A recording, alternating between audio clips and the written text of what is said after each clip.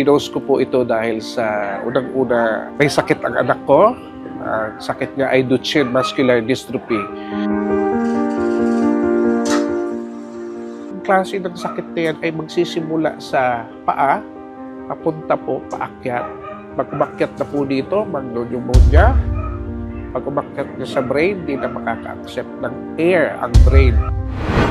Ito lang trabaho ko, hindi naman ito araw-araw na meron kaming event. So nag-post po ako para humingi man lang ng tulong kung sinong gustong magpa-picture sa mga event nila.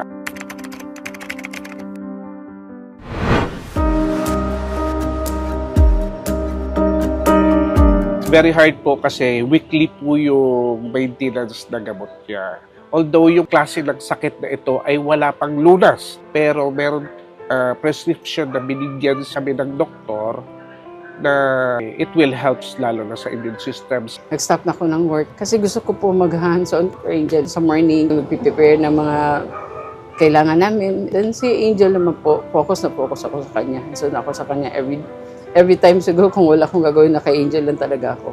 Kasi nga yung ano din niya, nag-online class siya. Dapat may assistance din siya sa pag-ano ng mga gadgets niya. Yun po. So nung na-diagnose ka, ano yung naramdaman mo? Siyempre po masakit pero tinanggap ko na lang po at patuloy na rin po akong nagdadasal at maniwala sa Diyos.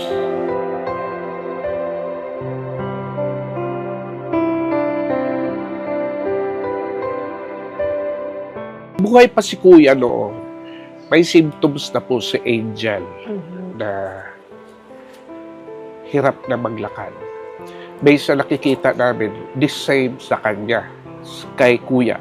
Bago ko lang po na-overcome yung depression ko kay Axel. Then now po, yung kay Angel na situation, nalungkot talaga. But I keep on praying. Every night po, yung sama-sama po kami nagdadasal for Angel.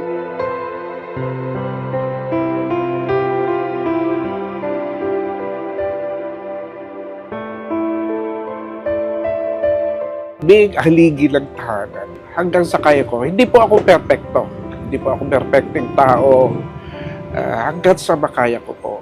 As long as hindi ako gagawa ng masama. Eto, tagal ko na talaga sa sarili ko. Para sa akin po, yung salitang pagod, wala yan sa bokabularyo. Huwag po tayo mawawala ng pag-asa. Everyday prayer ko lang na sana kung hindi man binigay ni Lord kay Axel, kay Angel naman na even though hindi na siya makalakad, but for long slide. Kasi alam naman natin yung muscular dystrophy, hindi natin alam yung ano ng lifespan ng we love him so much. Then, alam namin na sana we will continue to believe in miracle na mabigyan siya ni Lord ng miracle na mahilo siya. Angel,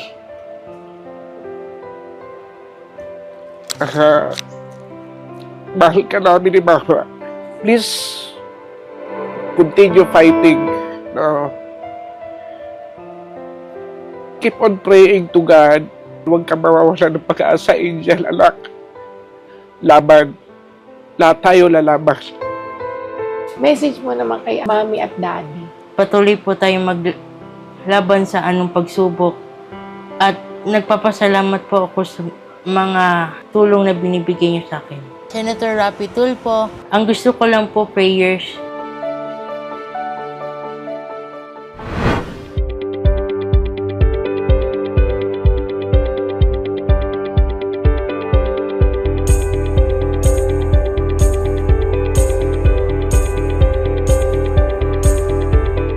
Angel?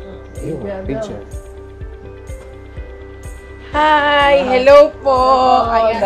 Ayan, dahil mabait kang bata, gusto ni Senator, maging masaya ka at happy ang New Year mo. Kaya, eto ang regalo niya sa'yo. Wow! Bali, sinagot niya na yung 6 months o kalahating taon ng iyong mga gamot. Para hindi na masyado mag-iisip si Mami at saka si Daddy. Ayan po.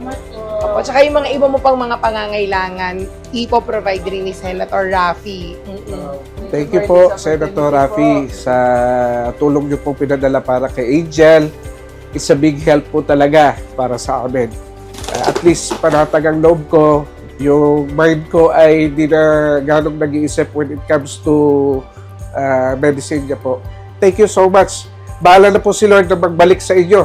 Nagsulit. Thank you so much po. It's a big opportunity na pumunta kayo dito for Angel po. Malaking tulong na po yan for Angel.